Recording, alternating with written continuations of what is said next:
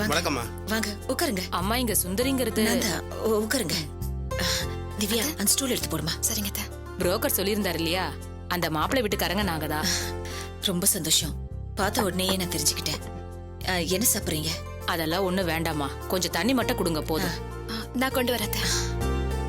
தரகர் எல்லா விஷயத்தையும் சொன்னாரு, எங்களை பத்தியும் சொல்லியிருப்பாருன்னு நினைக்கிறேன். ஆமாங்க, சொல்லிட்டு ஜாதகமும் கொடுத்தாரு. இந்தாங்க.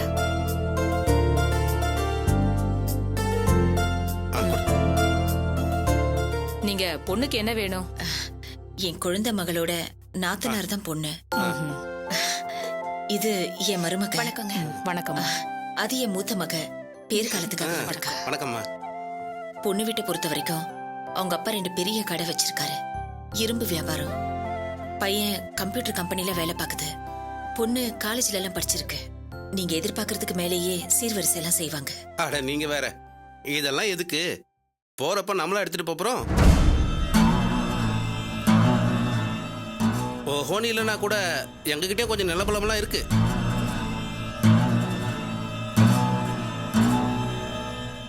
பையன் நார்வேல இருக்கான், கை நிறைய சம்பளம். எங்களுக்கு பொண்ணு அழகா இருக்கணும், வசதியா இருக்கணும் அப்படின்லாம் எந்த பேராசையும் கிடையாது. உண்மையை சொன்னா எங்க பையனும் உங்க பொண்ணுக்கு ஏத்த கலர் தான். ஏதோ எங்களை கடைசி காலத்துல நல்லா வச்சு காப்பாத்த கூட வேண்டாம், அடிச்சு தொடுத்தாம இருந்தா போதும். என்னங்க நீங்க? ராஜி ரொம்ப தங்கமான பொண்ணு. அது மட்டும் தாமா வேணும். குணம் நல்ல குணமா இருந்தாலே போதும். இத பாருங்க, எங்க பையன் படிச்சிருக்கான், ஃபாரின்ல இருக்கான்னு தான் பேரு. எந்த விஷயமா இருந்தாலும் எங்க கிட்ட கேட்டுதான் முடிவெடுப்பான். ரொம்ப அப்பாவியான புள்ள. உங்களை பார்த்தாலே தெரியுதுங்க. உங்க வீட்டுக்கு வந்தா ராஜி நல்லபடியா இருப்பா. அம்மா, ஒத்த பிள்ளைய பெத்து அவனையும் வெளிநாட்டுக்கு அனுப்பிட்டு நாங்க தனியா தான் இருக்கோம். வர்ற மருமகளை நாங்க மகளாவே பாத்துக்குவோம். பாருங்கம்மா, நீங்க இவ்ளோ வெளிப்படையா இருக்கிறதுனால நானும் உங்ககிட்ட ஒரு உண்மையை சொல்லிடுறேன்.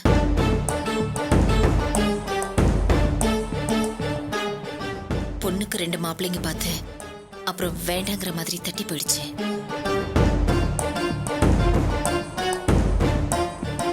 இத பாருங்கம்மா, எங்களுக்கு இந்த கால நேரத்துல எல்லாம் நம்பிக்கையே இல்ல. ஆனா அதே சமயம் ஏனோ தானோன்னு எங்க பையனுக்கு பொண்ணு பாத்திர மாட்டோம். நீங்க சொன்ன விஷயத்தை வச்சு நீங்க ரொம்ப கரெக்டானவங்கன்னு நல்லாவே தெரியுது.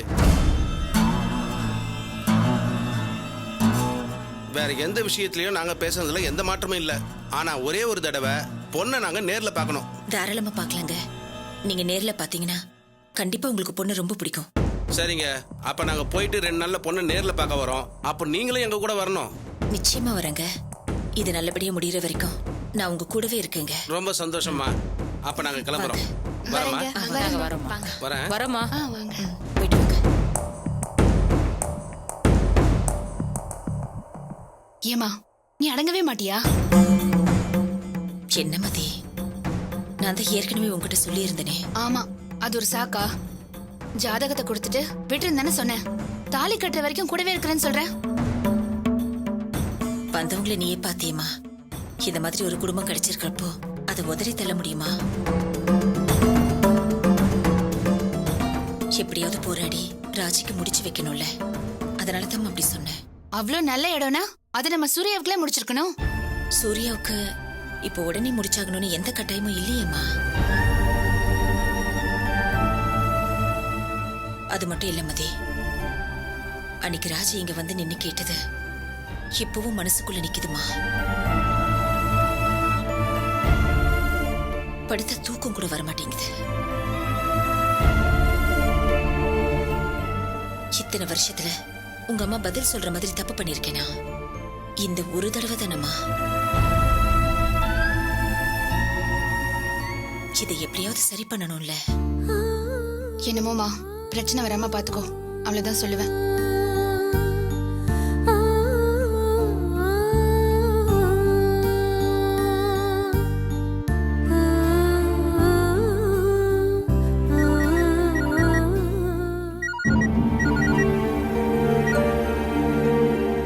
ஹலோ, நான் சுந்தரி பேசுறேங்க.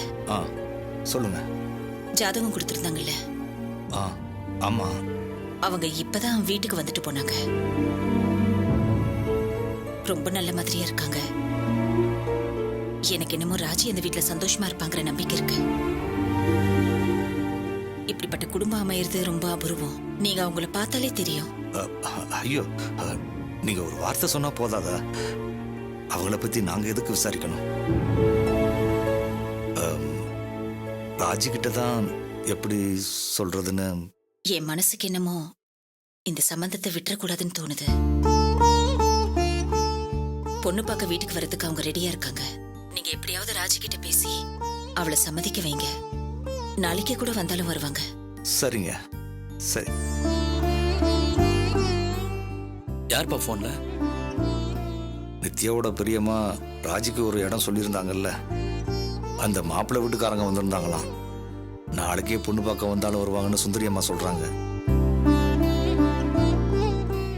மாமா இப்போ எதுக்கு?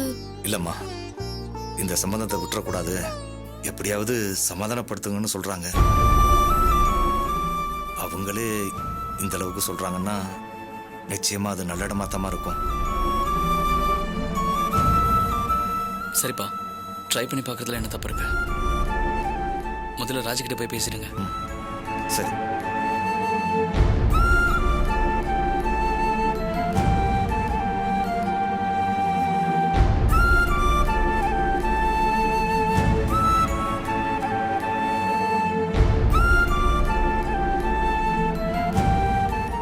சாப்பிடுமா.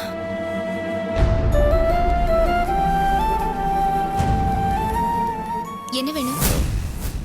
அது ஒன்றும் இல்லைம்மா. நீங்க தேவையில்லாம இங்க வரமாட்டீங்களே, என்ன விஷயம் சொல்லுங்க. சொல்லுங்க. நல்ல வரணும் ஒன்று வந்திருக்கான். இதுக்கு மேல என்ன பனிஷ்மெண்ட் கொடுக்கணும்னு நினைக்கிறீங்க?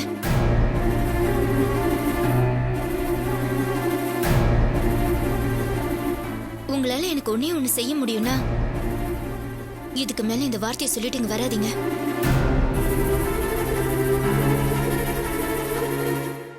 என்னால முடியல.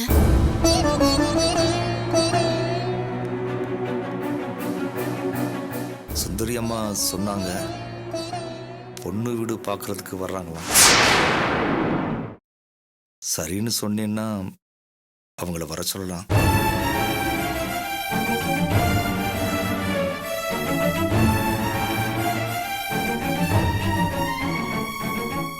சூசைட் வரைக்கும் போய் இப்ப சாவு மேல கூட எனக்கு வெறுப்பு வந்துருச்சு.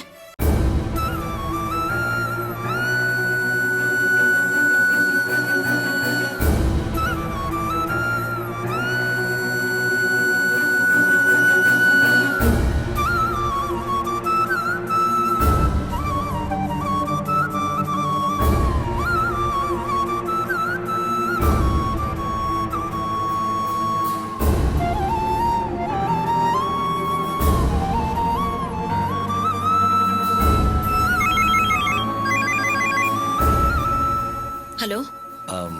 நான் கலிதர் தான் பேசுறேம்மா. சொல்லுங்க. நாளைக்கு அவங்கள வர வேண்டாம்னு சொல்லிருங்க. என்னாச்சு? எப்படியாவது சமாதானப்படுத்தலாம்னு நான் கூட நம்பினேன். ரொம்ப பிடிவாதமா பேசுறாமா. இதுக்கப்புறமும் என் பொண்ணுக்கு கல்யாணம் நடக்குன்ற நம்பிக்கை எனக்கு இல்லை. உங்க வயல் அப்படியெல்லாம் சொல்லாதீங்க. முடிஞ்சு போச்சுமா. இதை சொல்றதுல என்ன வந்துட போகுது? வேணும்னா நான் ஒரு தடவை ராஜி கிட்ட பேசி பார்க்கட்டுமா? எனக்கு நம்பிக்கை போயிடுச்சு. உங்களுக்கு நம்பிக்கை இருந்தா வந்து பேசி பாருங்க. நான் இப்பவே வரேங்க.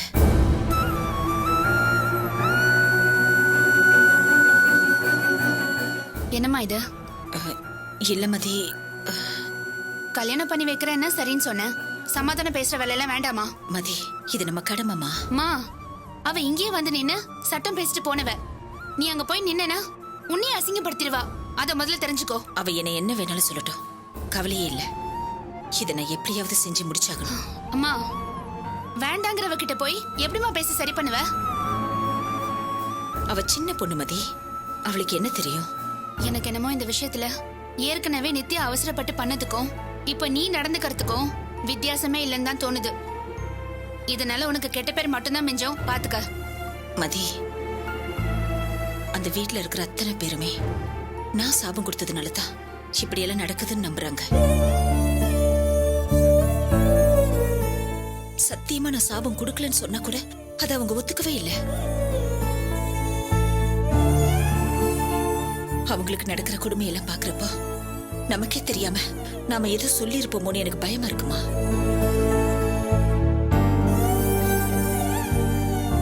இந்த வீட்டுல வச்சுதான் பொண்ணு அப்படி ஒரு வார்த்தை சொன்னாரு. இதே வீட்டுல வந்து நின்னு கையெடுத்து கும்பிட்டு அதே மனுஷனை மன்னிப்பு கேட்க வச்சதில்ல.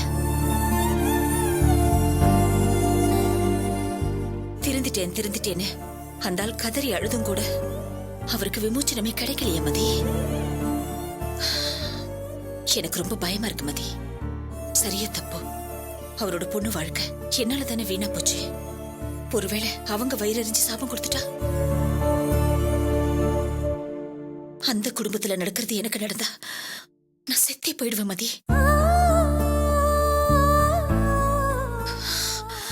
என் குடும்பத்துக்கு அந்த மாதிரி எந்த சாபமும் வந்துடக்கூடாது.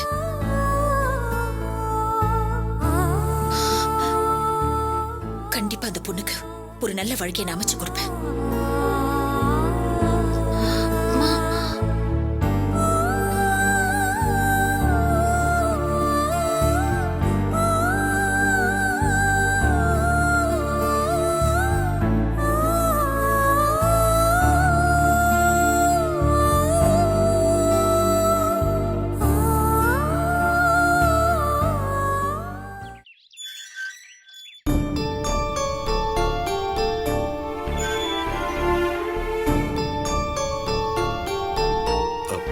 வாங்க. ராஜி எங்க இருக்கா? மாடியில தான் இருக்கா, போய் பேசுங்க.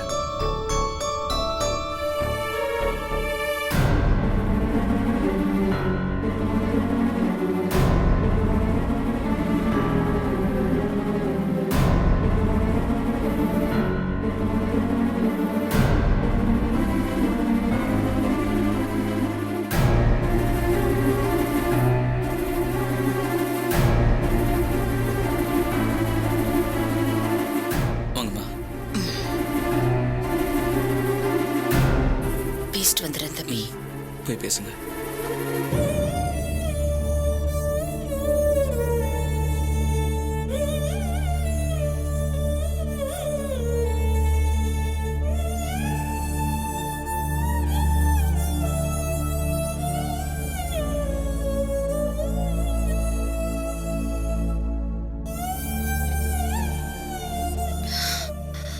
என்னம்மா இன்னும் என் மேல கோவமா? அப்படியெல்லாம் இல்ல. ஏமா போய் சொல்ற? என் முகத்தை பார்க்க கூட பிடிக்காம தானே அந்த பக்கமா பார்த்துட்டு இருக்க. நான் 2 பொண்ணுங்களை பெத்தவம்மா. இன்னொரு பொண்ணுக்கு கெட்டது நடக்கணும்னு கனவுல கூட நினைக்க மாட்டேமா. அன்னைக்கு கல்யாண மண்டபத்துல பொண்ணை பெத்த ஒரு அம்மா முந்தானே என் முன்னாடி நீட்டி என் குடும்பமே சாக போகுது, நீதான் சுந்தரி மடிப்பிச்சு கொடுக்கணும்னு கேட்டதும் வேற வழி தெரியலம்மா.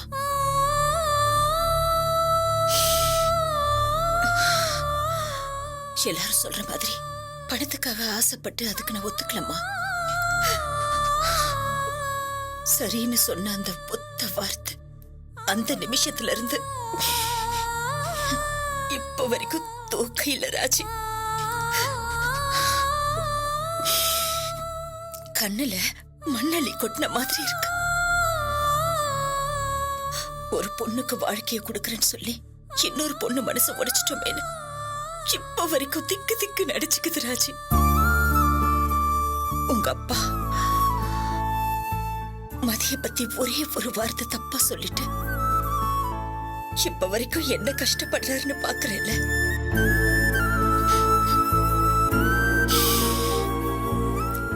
அது எவ்வளவு பெரிய கஷ்டங்கிறது இப்பதான் எனக்கு புரியுது. நான் தப்பு பண்ணிட்டேன்னு எனக்கு உறுத்துதுமா. நாளைக்கு என் பிள்ளைங்களுக்கு ஏதாவது சின்னதா ஒண்ணாச்சுன்னா கூட ராஜிக்கு நாம பண்ண பாவம் தான் நம்மளை இப்படி ஆட்டி வைக்குதுன்னு நினைக்க தோணும். இப்போ உங்க அப்பா படுற கஷ்டத்தை நான் அப்போ அனுபவிக்கணுமா? உன் கல்யாணம் தட்டி போனது, நின்னு போனது எல்லாத்துக்குமே நான் சாபம் கொடுத்துட்டேன். அதான் காரணம்னு உன் குடும்பமே நம்பிட்டு இருக்கு.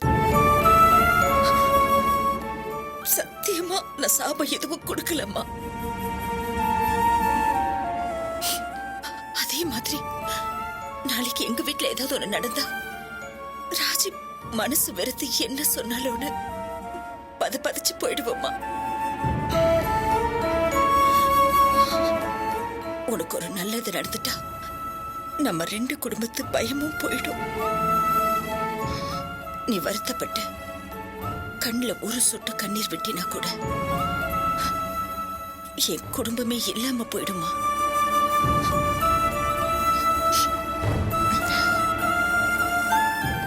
என் பிள்ளைங்களுக்கு வாழ்க்கை கொடுமா. அதுங்களை அந்த பாவத்துக்கு ஆளாக்காது. என் பிள்ளைங்களுக்காக நான் உன்கிட்ட மடிப்பிச்ச கேக்குறேம்மா. என்னம்மா நீங்க? ஏன் இப்படி எல்லாம்? பயமா இருக்குமா. பயப்படாதீங்க. எந்த குடும்பத்துக்கோ அந்த குடும்பத்துக்கோ என்னால எந்த கஷ்டமும் வராது. சொல்லி வச்ச மாதிரி ஒவ்வொரு தடவையும் ஏமாந்தப்போ என்னால தாங்கிக்க முடியல. அதான் கோவத்துல தப்பா முடிவெடுத்துட்டேன். கொஞ்ச நேரம் முன்னாடி வரைக்கும் கூட எனக்கு கல்யாணம் அந்த வார்த்தை எல்லாமே எரிச்சலா இருந்துச்சு. உங்க பொண்ணு எங்க அப்பா அப்படி ஒரு வார்த்தை சொல்லியும் கூட நீங்க அவரை மன்னிச்சிருக்கீங்க. இப்ப கூட சத்தியமா சாபம் கொடுக்கலன்னு சொன்னீங்கல்ல, அதை நினைச்சா என்ன பார்த்தா எனக்கே அசிங்கமா இருக்கு.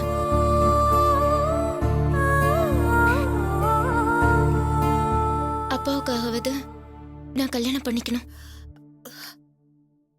என்னால எதுக்கு 2 குடும்பமும் அழுது வடியணும்? என்ன பிடிக்கலன்னு சொன்ன மாப்பிள்ளைகள்ல உங்க பையனும் ஒருத்தர், அவ்வளவுதானே?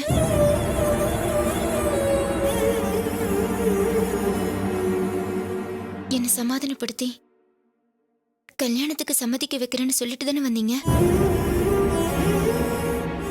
வெளியே போய் ராஜி கல்யாணத்துக்கு ஓகே சொல்லிட்டான்னு சொல்லுங்க.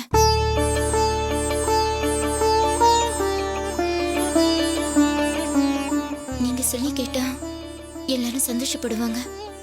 முக்கியமா எங்க அப்பா மனசுல நிம்மதி வந்துரும். ரொம்ப நன்றிம்மா. உங்க பொண்ணுகிட்ட இப்படிதான் இருப்பீங்களா?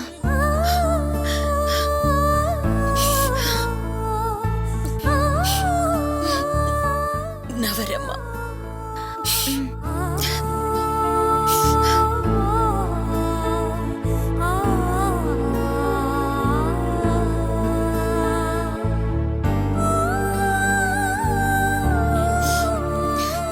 என்னாச்சுமா?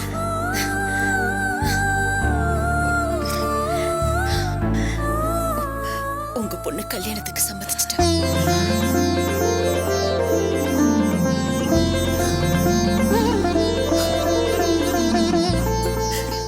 சத்தியமா சொல்றேம்மா, எங்க குலதெய்வம் தான் உங்க உருவத்துல வந்திருக்கு.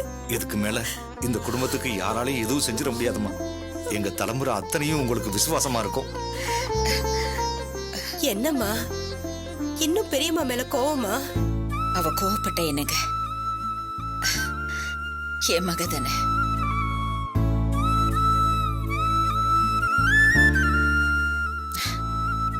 மதிக்கும் எனக்கும் ஒரு நாளைக்கு 100 சண்டை வரலையா?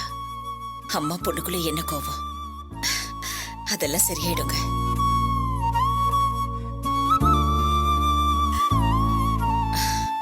மாப்பிள்ளை வீட்டுக்காரங்க வரும்போது நானும் வந்துடுறேன். எல்லாத்தையும் கூட இருந்து பாத்துக்கிறேன். நீங்க முதல்ல ராஜியை போய் பாருங்க. நான் வரேங்க. சரிங்கம்மா. வரேன் நித்யா.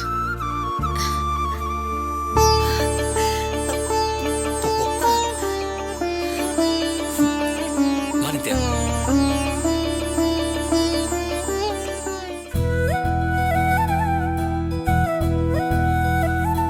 என்னமதி, வீடு நல்லா இருக்கா? ரொம்ப நல்லா இருக்கு. எனக்கு என்னமோ பழைய வீடு தான் பிடிச்சிருக்கு. ரொம்ப சின்ன வீடா இருந்தாலும் எல்லாரும் ரொம்ப ஹாப்பியா இருந்தோம். இத்தனை வருஷமா பழகிட்டு இருந்த பக்கத்து வீட்டு சுமதி அக்கா, மளிகை கடை அண்ணாச்சி, பால்கார அண்ணா, இப்படி நிறைய பேரை மிஸ் பண்ணுவோம்ல. ஏய், இன்னும் 1 வருஷத்துலயோ 6 மாசத்துலயோ நீ கல்யாணம் ஆகி போயிடுவ. அப்ப எங்க எல்லாரையும் மிஸ் பண்ணுவியே, அது பெருசா தெரியாதா? என்ன விடு மதி, இப்பதானே அன்னை கல்யாணம் ஆகி வந்தாங்க, அவங்களுக்கு இந்த ஃபீல் இருக்குதானே கேள. நடராஜ், நானும் சூர்யாவும் முதல்ல எல்லாரும் கூட்டிடுறோம். அப்புறம் நீங்க 2 பேரும் மாப் போட்டுருங்க. அதெல்லாம் நாங்க பாத்துக்கிறோம் மதி, நீ பேசாம சும்மா இரு போதும். உங்களுக்கு என்னோட சேவை ஏதாவது தேவையா? நீங்க எதுவுமே பண்ணாம இருந்தா அதுவே எங்களுக்கு பெரிய சேவை தான். நட்ராஜ் வாடா. வா. மதி, எப்படி இருக்குன்னு பாரு. இருக்கட்டும். சரி, இந்த மீதி 113 ரூபாய். என்ன கரெக்டா இருக்க மாதிரி நடிக்கிறீங்களா? இல்ல, காசு விஷயத்துல கணக்கா இருக்கிறது தப்பு இல்ல. அதெல்லாம் ஒண்ணு வேண்டாம், நீங்களே வச்சுக்கோங்க.